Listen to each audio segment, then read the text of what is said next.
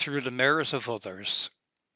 A third passage for which, to my mind, the only logical reply is reincarnation, is found in the second last canto of the poem, Canto 32 of Paradise. I think it's opportune to briefly illustrate the context. In Canto 30, Dante has arrived at the Empyrean together with Beatrice and sees an immense rose there in which all the petals represent the seat that welcomes a soul, or better said, a spirit. Canto 31 starts with Dante about to observe the white rose of the Blessed and the angels who fly above it, and he is so full of wonder and joy that he doesn't manage to take his gaze away from such a marvel. Then, when he reignites the will to ask Beatrice a question, he turns to the person at his side, but, stage fault, it isn't her, but an elder, an old man.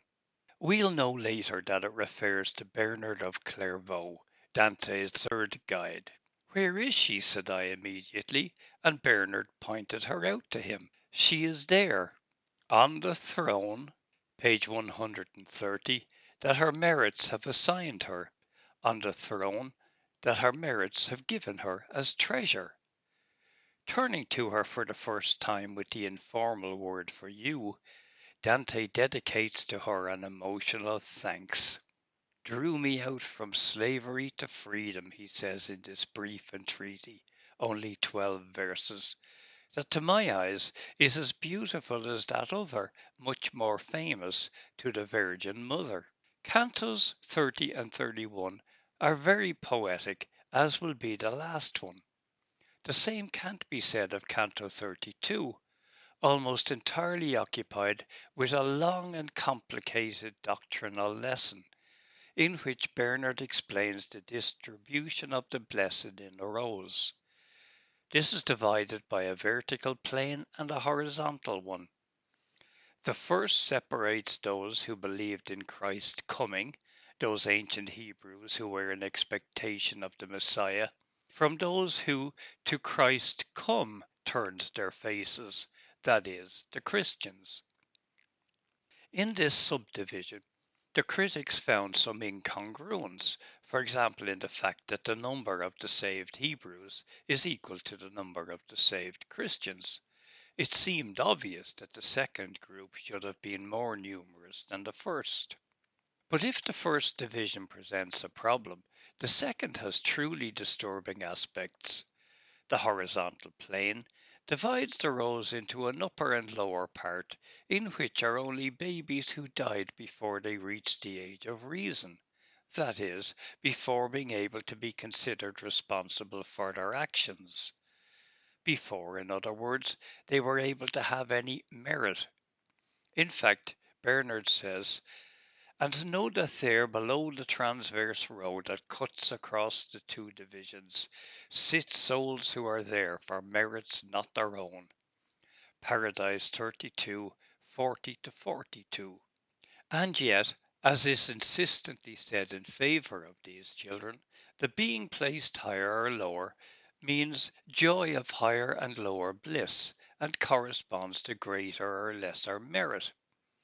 At this point one must ask oneself why Dante had ever decided to weigh down the penultimate canto of Paradise, dedicating a good 36 verses to a problem on which Thomas Aquinas and the other theologians had already judged that the baptized babies all had the same degree of bliss. Page 131. So Dante not only creates a problem that in fact doesn't exist, but he claims things that don't correspond to Catholic orthodoxy. These children, Bernard continues, are higher or lower not through their own merits, but by another's under fixed conditions. Paradise 32:43. If it was already difficult to understand how there could be greater or lesser bliss without a corresponding merit, the hypothesis that this might be due to a merit of others becomes completely incomprehensible. Even so, as we shall see, This is precisely the clarifying phrase. We see now how Bernard's discourse continues, but we remind ourselves of this basic idea by the merit of others. The different location is not even accidental. Within the ample breadth of this domain, no point can find its place by chance, just as there is no place for sorrow, thirst, or hunger. Whatever you may see has been ordained by everlasting law, so that the fit of ring and finger here must be exact, and thus these souls who have precociously reached the true life do not among themselves find place high or low without some cause. Paradise 32, 52 to 60. So there must be a cause, and the reason for this different positioning would seem to be, and so it is generally understood, the different amount of grace that God gives to different people. Bernard explains, in fact, that God, the King of this kingdom, creating every mind in his glad sight, bestows his grace diversely at his pleasure, and here the fact alone must be enough. Paradise 32, 64 to 66. Page 132. Here there is yet another confirmation that according to Dante, God creates the minds that the critics naturally translate as the souls, and it is these that are endowed with grace. The theological term to express that God, in his inscrutable judgment, gives more grace to one and less to another, is predestination. And in fact, the critics assert that Dante is speaking of predestination here, taking care not to inform that such an idea has been rejected from Catholic doctrine. But in reality, however these verses, and in particular the expression "at his pleasure," might lead one to believe that predestination is being dealt with here, Dante rules out in a most absolute manner divine caprice. Here, eternal law prevails that corresponds to justice. Let us also not forget that the difference in bliss is due to a merit, even if not its own. As an example of the giving of grace, Dante cites the well-known episode of the two twins, Esau and Jacob, who, in their mother's womb, were moved to anger. Paradise 32, 69. As the Bible reports, when Rebekah became pregnant, the children struggled with one another within her. Always in the Bible it is said that Esau and Jacob had different colored hair, and Dante refers to this in the next tercet. Thus, it is just for the celestial light to grace their heads with a becoming crown, according to the color of their hair. Paradise 32, 70 to 72. The tercet is considered by all to be of difficult and uncertain interpretation, but in every case is said that grace is bestowed differently according to the physical peculiarities of the unborn child. Without, then, any merit in their works, these infants are assigned to different ranks, proclivity at birth the only difference. Paradise 32, 73 to 75. Page 133. These verses that conclude the first part of the discourse reiterate that it is not through their merit that they are placed differently. The theory that Dante puts in the mouth of Bernard here is that grace is conceded from God to individual persons in different measure when they are still in the maternal womb is disconcerting. And it is heterodox. According to church doctrine, in fact, grace is conceded by God in equal measure to all men. Bernard's words raise a series of questions. If the different donations of grace are not through merit, what does it mean to say that it happens fairly, as the measure of a ring corresponds to the finger for who it is made? The term of the comparison is clear. The rings are of different sizes because the fingers are of different sizes. But if the ring corresponds to grace, To what does the finger correspond?